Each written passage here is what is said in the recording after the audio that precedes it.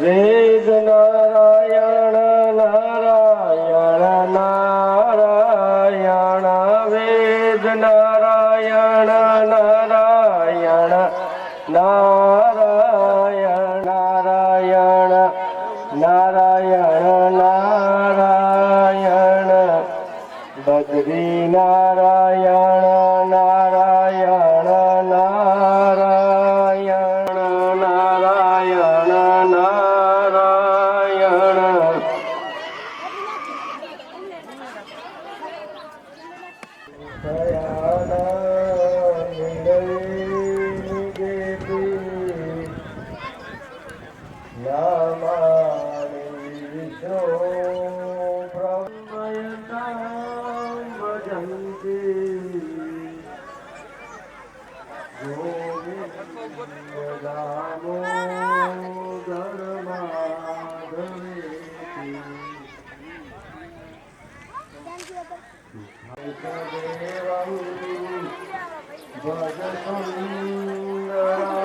એમાં બોલવા ના હોય, પટકાવવા માંડો. યાન ઓલી કોઈ હોય ને, યાન ઓલી કોઈ હોય.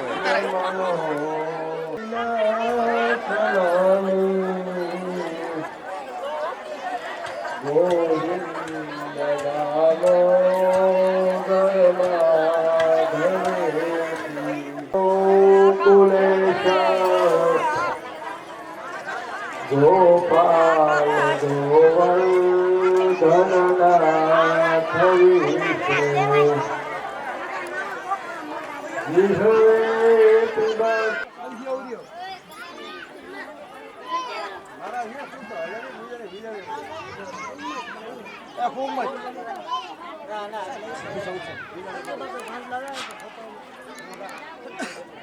ભાગવત સપ્તાહ વિંજાણી પરિવારને આંગણે આપણે સૌ ભગવાન કૃષ્ણનું કાનોડાનું ભજન કરવા માટે સૌ એકત્ર થયા છીએ. એટલું ઓછું જ છે. ભાગવત સપ્તાહ જ્ઞાન યજ્ઞના મહાત્મ્યમાં શરૂઆતમાં ભક્તિ દેવીનું ચરિત્ર આવે. ભક્તિ દેવી ખૂબ દુઃખી થયેલા છે. એના બે પુત્રો જ્ઞાન અને વૈરાગ્ય. છતાં પણ આપણે ભાગવત સપ્તાહ સાંભળવામાં એવો પ્રયત્ન રાખો. અહીં ભાગવત સપ્તાહના મંડપમાં બેસીને જેટલું પણ ભગવાનનું નામ લેવાય, ધ્યાન ધરાય એટલું લેવું. ઓમ નમો ભગવતે વાસુદેવાય. આ દ્વાદશ મંત્રનો જપ થાય એટલો કરવો. આ ભાગવત સપ્તાહ મોક્ષદાયીની છે. ભગવાન કૃષ્ણનું નામ પણ મોક્ષદાયી છે, મુક્તિ અપાવનારી છે. તો આપણે સૌએ જેટલું પણ ભગવાન કૃષ્ણનું નામ લેવાય, કોઈ પણ પ્રકારે થઈ શકે. શ્રવણથી થાય, પઠનથી થાય, જપ માળા કરવાથી થાય, સાધના કરવાથી થાય, માળા ફેરવવાથી થાય, પરિક્રમા કરવાથી થાય, વેદો પુરાણો ઉપનિષદો વગેરેનું વાંચન કરવાથી થાય, ગીતાનો સાર સાંભળવાથી થાય. અલગ અલગ પ્રકારની ઘણી બધી ભક્તિઓ ભાગવતમાં બતાવવામાં આવેલી છે. તો કોઈ પણ પ્રકારે ભગવાન કૃષ્ણની ભક્તિ આપણે કરીએ. સનાતન ધર્મમાં ઘણા બધા દેવી દેવતાઓ છે. અલગ અલગ પ્રકારના વરુણદેવ, સૂર્યદેવ, ચંદ્રદેવ, કુળદેવી માતાજી હોય, હનુમાનજી, ગણપતિ બાપા. ગમે તેનું ધ્યાન ધરવું. કોઈ પણ ભગવાનનું પૂજા પાઠ, શ્રવણ કીર્તન વગેરે આપણે કરીએ, અંતે તો એ બધું કૃષ્ણના ચરણોમાં જ જાય છે. કોઈ પણ સત્કર્મ ચાલુ થાય તો ગોર બાપા ભૂદેવ સંકલ્પ કરાવે, પછી કર્મ શરૂ કરાવે. અલગ અલગ પ્રકાર વિષ્ણુ બને. કોઈ ઘટના એવી બને કે આપણે ભગવાનને ચતુર્ભુજ સ્વરૂપમાં કદાચ ન જોઈએ, પણ એની હાજરી તો અવશ્ય હોય જ છે. જ્યારે સનત કુમારો નારદજીને વગેરે ઋષિ મુનિઓને ભાગવત સપ્તાહ સંભળાવે છે, ત્યારે નારદ મુનિ ભગવાન નારાયણને એવી વિનંતી કરે છે. ત્યાં ભગવાન વિષ્ણુનું પ્રાગટ્ય થાય એ વખતે નારદજી પ્રાર્થના કરે, હે નારાયણ, પૃથ્વી ઉપર કોઈ પણ જગ્યાએ ભાગવત સપ્તાહ જ્ઞાન યજ્ઞનું પારાયણ થાય તો તમારે ત્યાં હાજરી અવશ્ય આપવી. પરંતુ અત્યારે કલિયુગ છે તો આપણે નજરે જોઈ શકીએ એવા વેશમાં તો ભગવાન ચતુર્ભુજ અવસ્થામાં આપણી સામે ન આવે, પણ કોઈને કોઈ એવું પ્રમાણ છોડીને અવશ્ય જાય છે કે ભગવાન કૃષ્ણ આપણી સૌની વચ્ચે હાજર છે અને સૌ આપણે એને અનુભવી શકીએ. ભગવાન કૃષ્ણને નારાયણને એવી પ્રાર્થના કરવી, સવારે ઉઠીએ ત્યાંથી કરીને સાંજે સૂઈએ ત્યાં સુધીમાં કથા થઈ જાય. હું ઘરેથી નીકળીને ચાલીને ગમે ત્યાં જાઉં પાછો આવું, હે નારાયણ, એ બધી તારી પરિક્રમા થઈ જાય. હે પ્રભુ, હું જે કંઈ પણ ભોજન કરું, જે પણ પ્રસાદી લઉં, દૂધ પીવું, ચા પીવું, પાણી પીવું, બધો તારો પ્રસાદ થઈ જાય એવી ભગવાનને વિનંતી કરવી. તો બપોરે ભોજન કરીએ ત્યારે પણ મનમાં એવો ભાવ રાખવો કે આ બધું કૃષ્ણની પ્રસાદી છે. પાણી પીએ, દૂધ પીએ, એમાં પણ ભગવાનનો પ્રસાદ છે એવો ભાવ રાખવો. ચાલીને જઈએ તો એવો ભાવ રાખવો કે હું ભગવાનના મંદિરની અથવા તો નારાયણની પરિક્રમા કરું છું. જે પણ કંઈ બહાર હું સાંભળું છું એ બધી ભગવાનની કથા છે. હું જે પણ કંઈ બોલું છું એ બધી ભગવાનની પ્રાર્થના છે. ભગવાન પાસે માગવા કરતા ભગવાનને આપવાનું ધ્યેય વધારે રાખવું. ભગવાન પાસે એવું ન કહેવું તું મને આ આપી દે, મને આ આપી દે, ગાડી, બંગલા, મોટર આપી દે, 4 વ્હીલ આપી દે, સારા સારા કપડાં આપી દે. એના કરતા ભગવાન પાસે એવું માગવું, હે પ્રભુ, તને જે ઈચ્છા લાગે એ મને આપજે. હંમેશા ભગવાન કરુણા કરનારા છે, આપણે માગીએ એનાથી વિશેષ આપનારા છે. તો ભગવાન પાસે કોઈ તુચ્છ વસ્તુ, ભૌતિક સુખ સુવિધા માગવા કરતા ભગવાન પાસે ભક્તિ માગી.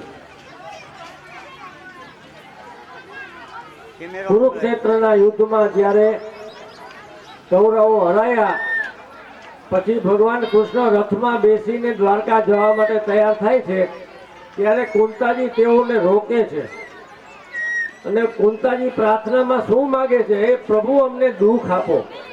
શા માટે? કારણ કે દુઃખ પડે ત્યારે આપણે ભગવાનને સંભાળીએ, એને યાદ કરીએ. તો હે પ્રભુ, તમે અમને દુઃખ આપો તો અમે હંમેશા માટે તમને યાદ કરીએ. અને જ્યારે પણ દુઃખમાં ભગવાનને યાદ કરીએ ત્યારે કોઈના કોઈ સ્વરૂપમાં પ્રભુ આપણી વચ્ચે આવી જ જાય છે. તો કુંતાજીએ પણ દુઃખ માંગ્યું છે. શા માટે? કે પ્રભુ, તમે દુઃખમાં હંમેશા અમારી સાથે રહો છો. તો ભૌતિક સુખ સુવિધા માગવી, તુચ્છ વસ્તુઓ માગવી, એના કરતાં પ્રભુની ભક્તિ માગવી અને ભગવાનને એવી પ્રાર્થના કરવી, હે પ્રભુ, તને જે યોગ્ય લાગે, યથા યોગ્યમ તથા કુરુ, તને જે યોગ્ય લાગે તે અમને આપજે. ઘણી વાર એવું બને આપણે ભગવાનને પ્રાર્થના કરીને એમ કંઈક મને 4 બેડરૂમ વાળું મારે બંગલો જોઈએ, મકાન મને આપી દે, પણ મનમાં કદાચ ભગવાન હસતા હોય કે મારે તને 4 બેડરૂમ વાળું નહીં પણ 8 બેડરૂમ વાળું મકાન દેવું હતું, પણ તે 4 બેડરૂમ વાળું માંગ્યું. તો ભગવાન પાસે માગવા કરતા પ્રાર્થના કરવી, હે પ્રભુ, તને જે યોગ્ય લાગે, તને જે ઈચ્છા પડે મને આપજે. બને એટલી ભગવાનની ભક્તિ માગવી, ભગવાનનું સ્મરણ માગવું, માળા કરવી, જપ તપ.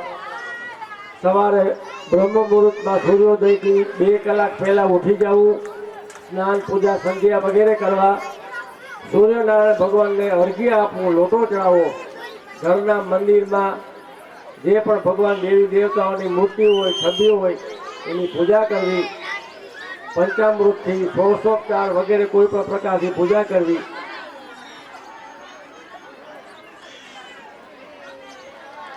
ઘરના મંદિરમાં રહેલા દેવી દેવતાઓ ક્યારે પણ અપૂજ રહેવા જોઈએ નહીં. જેમ આપણે સવારે ઉઠીને સાંજના સમયે, સવારના સમયે જ્યારે અનુકૂળતા હોય ત્યારે તુલસીજીની નીચે ઘીનો દીવો કરવો જોઈએ. બહેનોનો આંગણાનો ધર્મ છે, દરરોજ ઉંબરા પૂજવા જોઈએ, સ્વસ્તિકના તિલક લગાડવા જોઈએ, સાથીઓ કરવો જોઈએ, જેનાથી હંમેશા ઘરમાં રિદ્ધિ સિદ્ધિ રહે. પૈસો માગવો, લક્ષ્મીજીની માગણી કરવી એના કરતાં બને એટલું ભજન કેનું કરવું? નારાયણનું. કારણ કે નારાયણ જ્યાં પણ જાય છે ત્યાં હંમેશા તેના પત્ની એટલે કે લક્ષ્મીજી તેની સાથે જ જાય છે. લક્ષ્મીજી આપણા ઘરમાં આવે એના માટે આપણે પ્રાર્થના કરીએ, પણ બને એટલું ધન લક્ષ્મીજીના સ્વરૂપમાં સત્કર્મમાં વપરાય એવો આગ્રહ રાખવો. લક્ષ્મીજીને આપણે દીકરીના સ્વરૂપમાં રાખવી, કારણ કે કોઈ પણ ઘરમાં દીકરી હોય તો વહેલા મૂડી એને પરણાવવાની જ હોય, વરાવવાની જ હોય છે. તો લક્ષ્મીજીના સ્વરૂપમાં જો આપણે દીકરી હોય તો એને એવા સત્કર્મમાં વાપરીએ, ગૌશાળામાં વાપરીએ, પંખીઓના ચણમાં વાપરીએ, બહેનો દીકરીઓને આપીએ, કોઈ ભાગવત સપ્તાહ જેવું સત્કાર્ય કરીએ, સત્યનારાયણ ભગવાનની કથા કરીએ, બહેનો દીકરીઓ ભૂદેવો કોઈ ગરીબ યાચક માગવા આવે ગાયોને આપીએ. આ બધું એક સત્કર્મનો માર્ગ છે. બને ત્યાં સુધી સત્કર્મમાં અને સારા માર્ગે લક્ષ્મીજી વપરાય એવો આગ્રહ રાખો. કારણ કે આપણે જ્યારે પણ આપણી દીકરીને સાસરે વળાવીએ ત્યારે આપણે એનું કુટુંબ જોઈએ, એનું ઘર જોઈએ, વરાજો મૂર્તિઓ જોઈએ.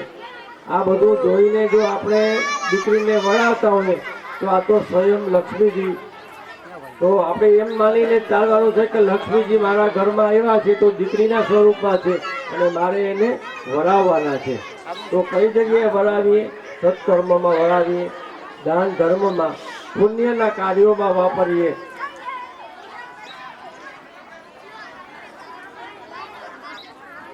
બને ત્યાં સુધી લક્ષ્મીજીની જેટલી જરૂરિયાત હોય એટલું જ ઘરમાં રાખવું ધન.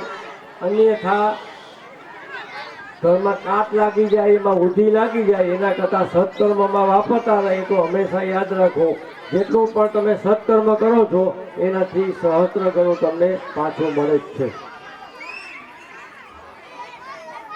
ગાયોની ગૌશાળામાં જઈને તમે 100 રૂપિયાનો ચરો નાખો તો આજે નહીં તો કાલે ને કાલે નહીં તો પરમ દિવસે 3 મહિનાની અંદર તમને એનું 100 ગણું પુણ્ય પાછું મળે છે. 100 રૂપિયાનો ચરો નાખ્યો હોય તો તમને 1000 રૂપિયા કે 10,000 રૂપિયા જેટલું વળતર પાછું મળે જ છે. બેનું દીકરીઓને આપીએ, ભૂદેવોને આપીએ, પંખીને ચણ નાખીએ, કીડીઓને કીડિયારું પૂરીએ. અન્ય કોઈ પણ જગ્યાએ જ્યાં જરૂરિયાત હોય ત્યાં પણ આપણે દાનના સ્વરૂપમાં લક્ષ્મીજી વાપરીએ તો હંમેશા એ ફળદાયી છે.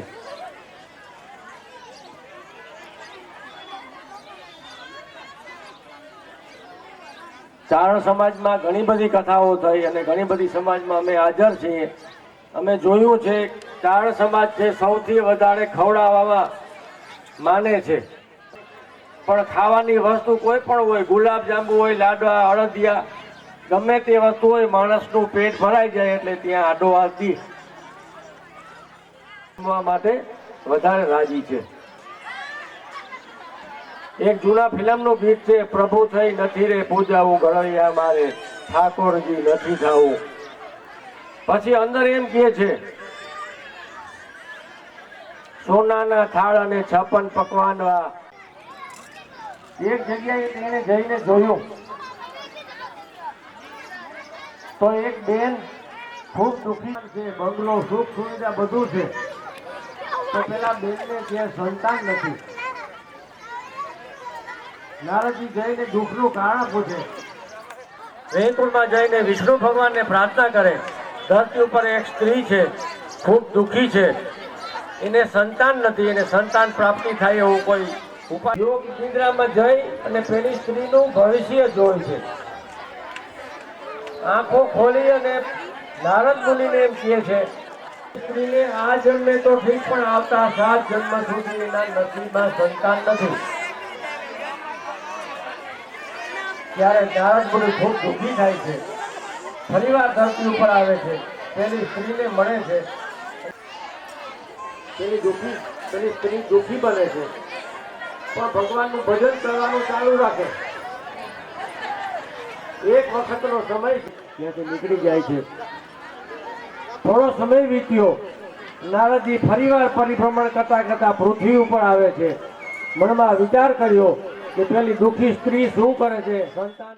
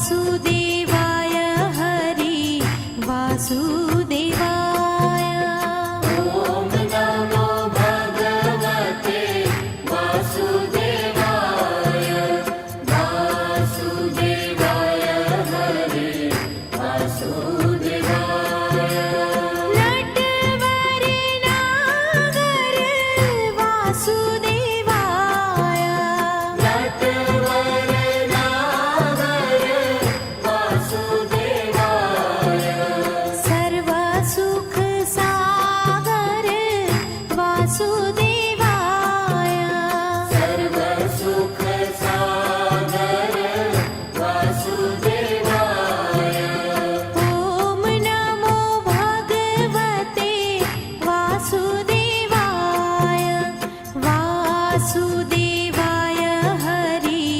वासुदेवाय ॐ नमो भगवते वासुदेवाय वासुदेवाय हरे वासुदेवाय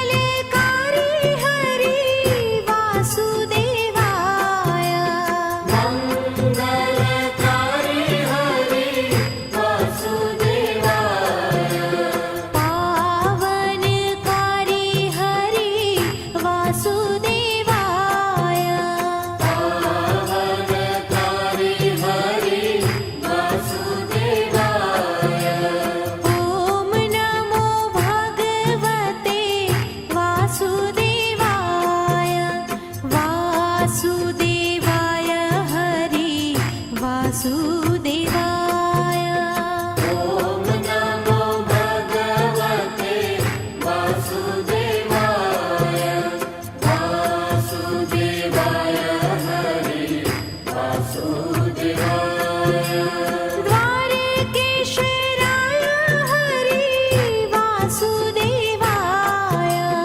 द्वारकेश्वराय हरि वासुदेवाय विठ्ठलेश्वराय हरि वासुदेवाय विठ्ठलेश्वराय हरि वासुदेवाय ॐ नमो भगवते वासुदेवाय वासुदेवाय हरि वासुदेवाय ॐ नमो भगवते वासुदेवाय वासुदेवाय हरे वासुदेवाय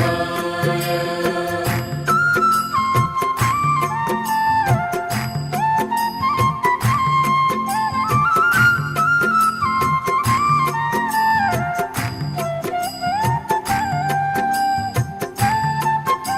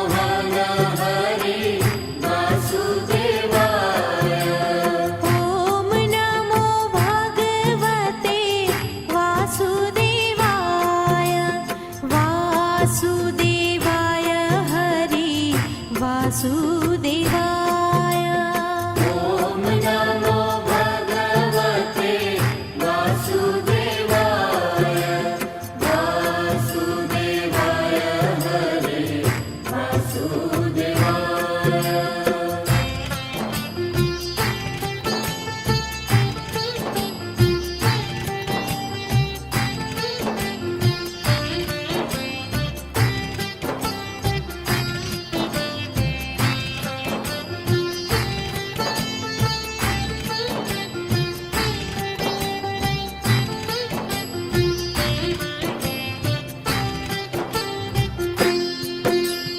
गोवर्धन धारी हरि वासुदेवाय गोवर्धन धारी हरे वासुदेवाय सुदर्शन धारी हरि वासुदेवाय सुदर्शन धारी हरे वासुदेवाय ॐ नमो भगवते वासुदेवाय वासुदेवाय हरि वासुदेवाय ॐ नमो भगवते वासुदेवाय वासुदेवाय हरे वासुदेवाय वनमाळी रे हरि